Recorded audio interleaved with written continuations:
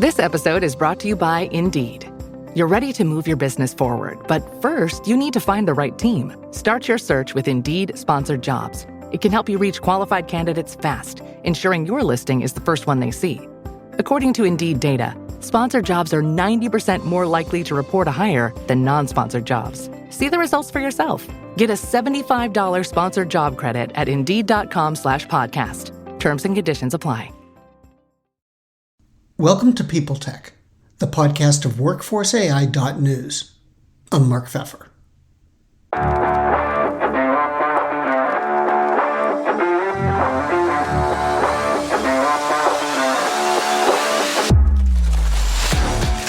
My guest today is Doug Dennerline, the CEO of Betterwork. All this technology we've got today, how do you work it into something that's as human and as personal as a performance review? And how's technology's role in all this going to evolve? It's something employers have to think about and act on thoughtfully if they're going to strike the balance of employee development, retention, and budget. I'd argue that if there's an area where you don't want to throw technology against the wall to see what sticks, is performance reviews. So we're going to talk about all that on this edition of People Tech. Hey Doug, welcome.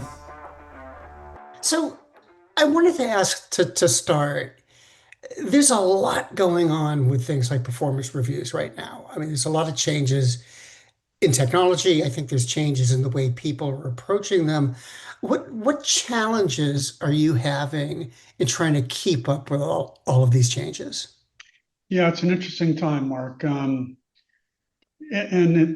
have changed so quickly too. I mean, we've gone from the Great Resignation to, I think, a very tough environment for people coming into the workforce. I think it's tough you don't see people hopping from job to job anymore.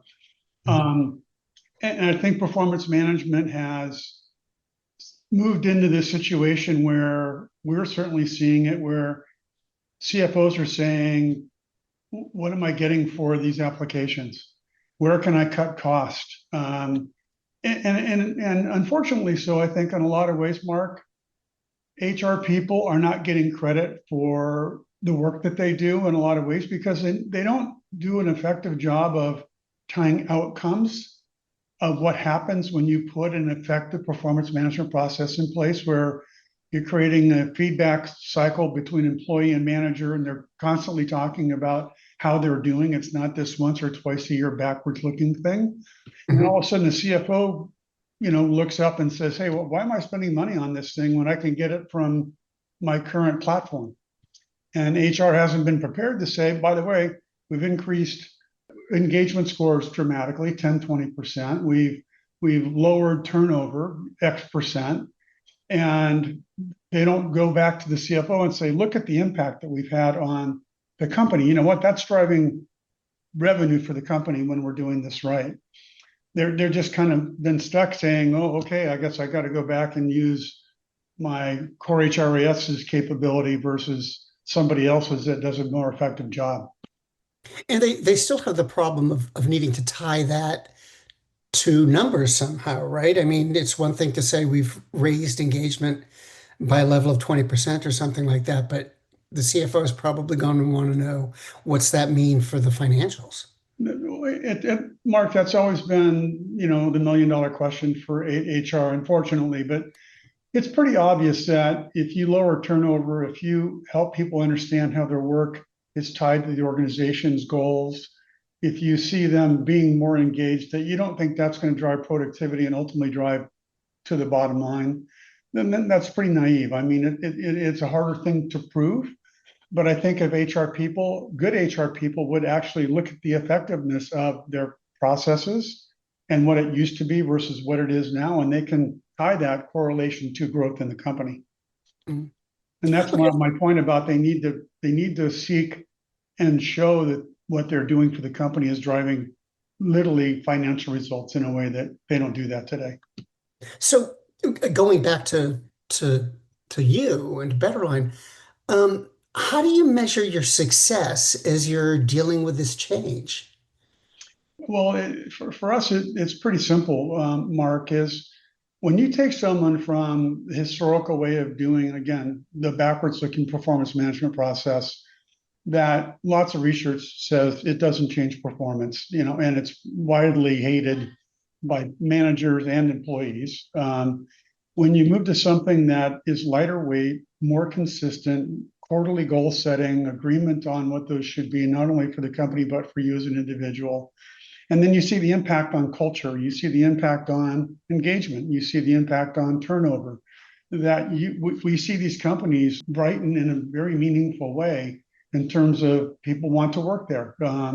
Their glass score, their Glassdoor scores go up, and it's meaningful. And again, we need to do a better job of driving it to business outcomes. But again, unfortunately, it's one of the harder connections to make. And somehow, the other wild thing in my mind is I think CFOs are starting to get it, and they're going to expect HR to bring financial results to them and tie it in a way that they aren't expected to do today.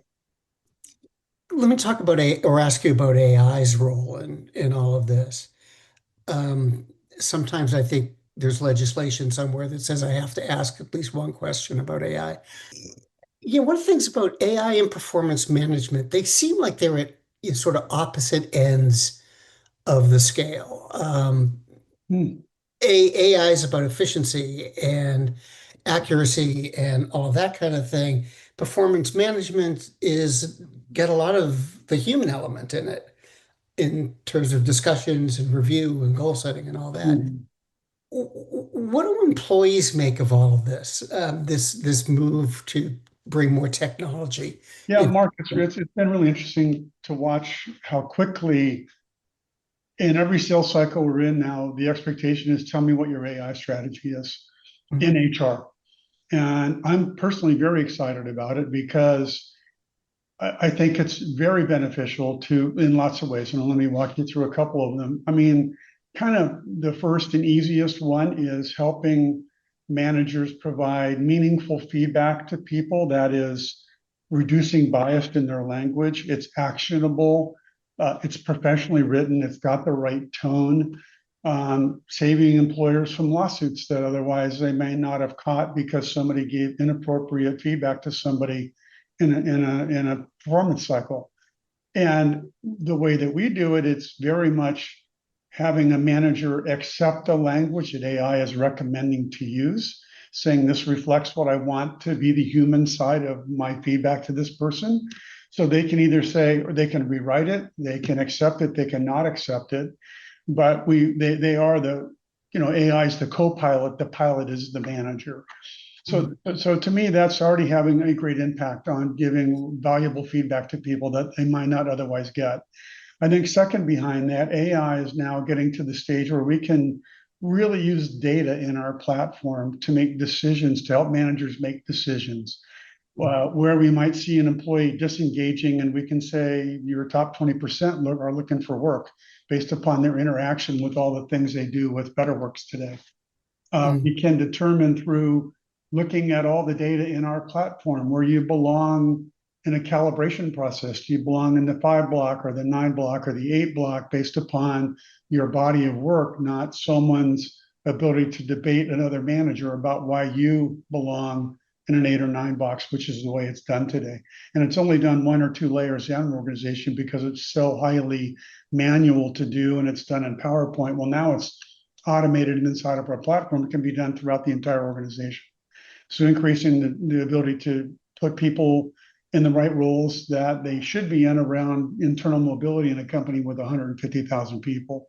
And I think lastly, Mark, it's going to move to the point where it's going to help be a guide to managers on when they need to interact with their employees and what they should interact them with by looking at when's the last time you interacted with this employee. They're haven't updated a goal in a month. You should reach out and have nudge them here and say this or do that.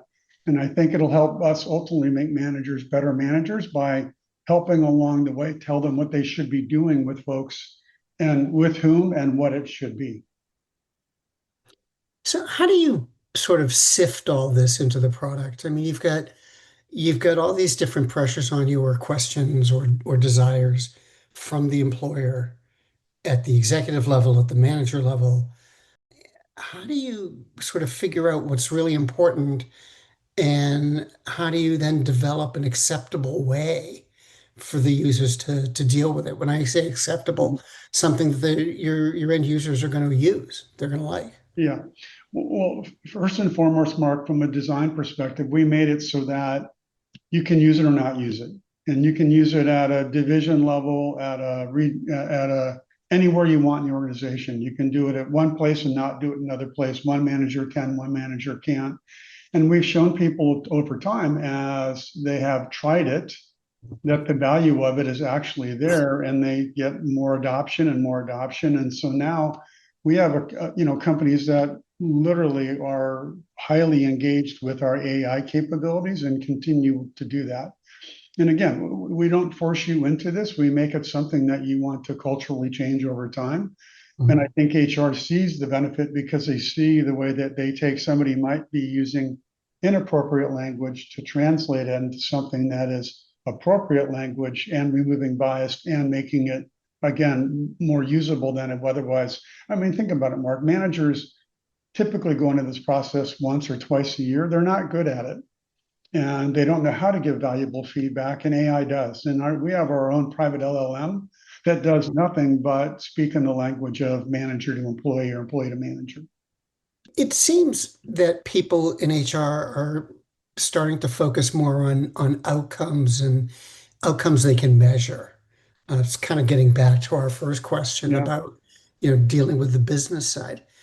Um, are you finding that? Do you think people are getting their head sort of less in the clouds and more on the ground and into reality? I do. I think another big transformation that's happening in performance management, Mark, is things like job descriptions are going to be replaced by skills.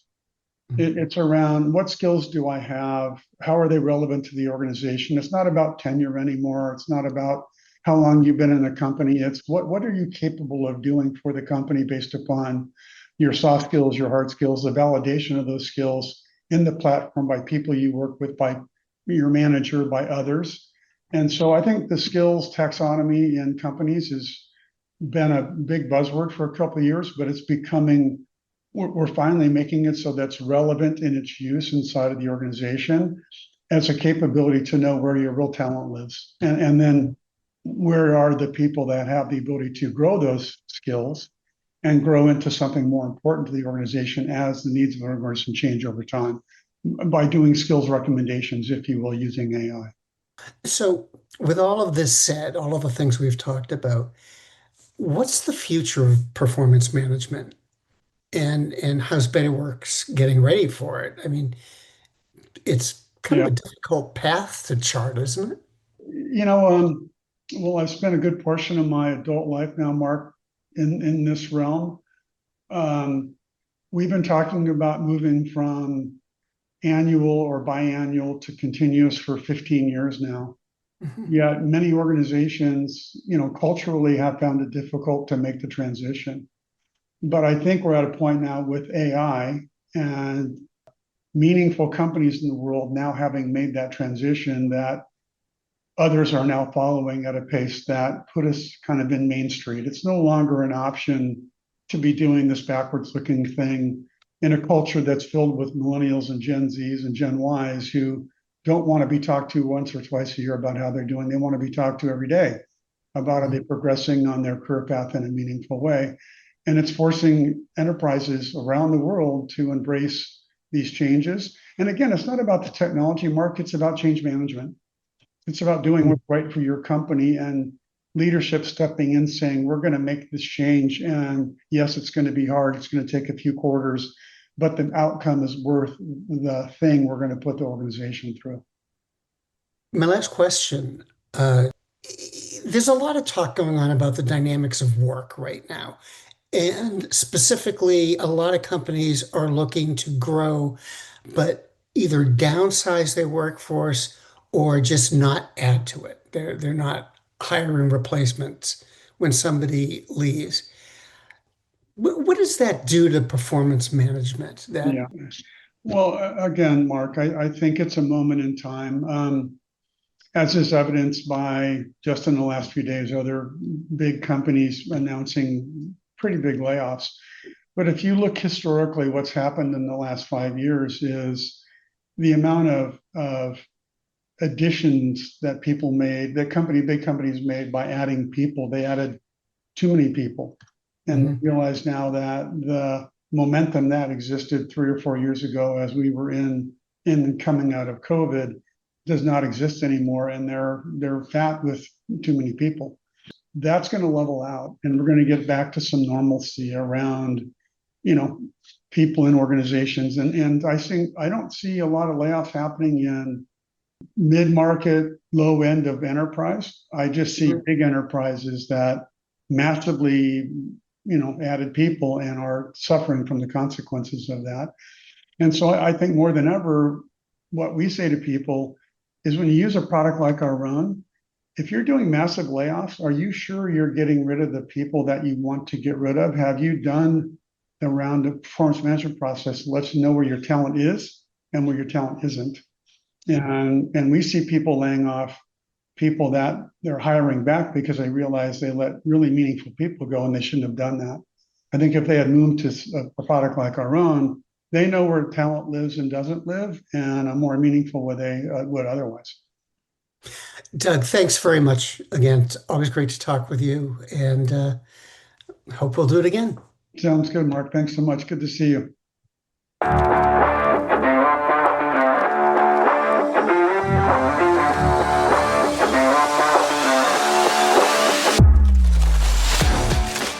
My guest today has been Doug Dennerline, the CEO of Betterwork. And this has been People Tech, the podcast of WorkforceAI.news. We're part of the Work Defined Podcast Network. Find them at www.wrkdefined.com. And to keep up with AI technology and HR, subscribe to Workforce AI today. We're the most trusted source of news in the HR tech industry. Find us at www.workforceai.news. I'm Mark Pfeffer.